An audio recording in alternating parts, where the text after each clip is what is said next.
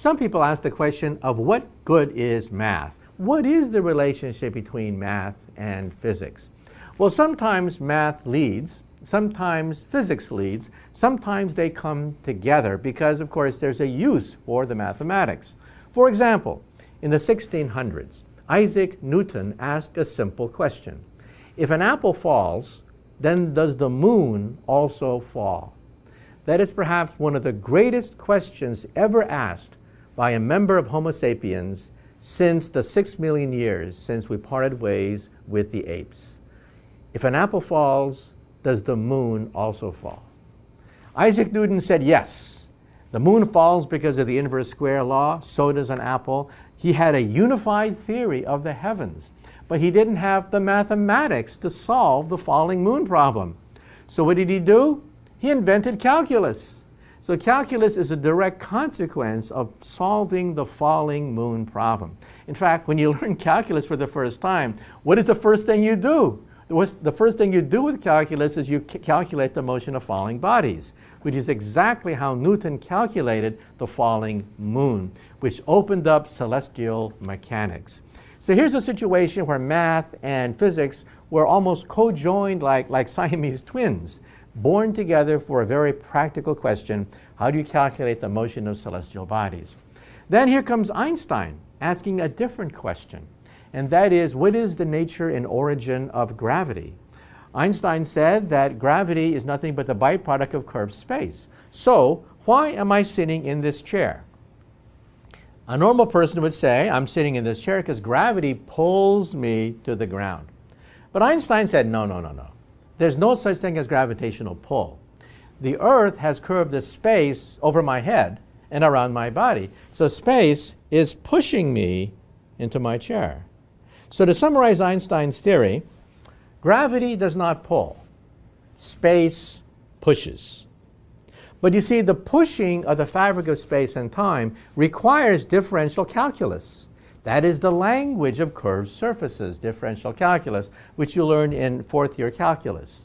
So again, here's a situation where math and physics were very closely combined, but this time math came first. The theory of curved surfaces came first. Einstein took that theory of curved surfaces and then imported it into physics. Now we have string theory. It turns out that 100 years ago, math and physics parted ways. In fact, when Einstein proposed special relativity in 1905, that was also around the time of the birth of topology. The topology of hyperdimensional objects. Spheres in 10, 11, 12, 26, whatever dimension you want. So physics and mathematics parted ways. Math went into hyperspace. And mathematicians said to themselves, aha, finally, we have found an area of mathematics that has no physical application whatsoever. Mathematicians pride themselves as being useless. They love being useless. It's a badge of courage, being useless. And they said the most useless thing of all is a theory of differential topology in higher dimensions. Well, physics plodded along for many decades. We worked out atomic bombs, we worked out stars, we worked out laser beams. But recently, we discovered string theory. And string theory exists in 10 and 11-dimensional hyperspace. Not only that, but these dimensions are super. They're supersymmetric. A new kind of numbers that mathematicians never talked about evolved within string theory. That's why we call it superstring theory. Well, the mathematicians were floored. They were shocked. Because all of a sudden, out of physics came new mathematics. Super numbers, super topology, super differential geometry.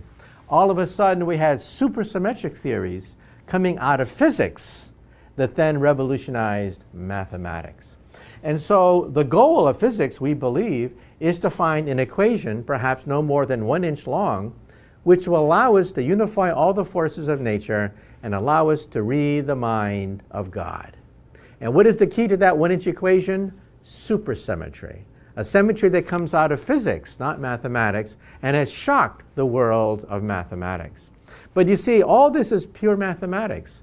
And so the final resolution could be that God is a mathematician. And when you read the mind of God, we actually have a candidate for the mind of God.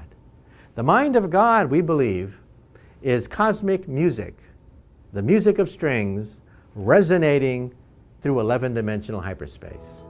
That is the mind of God.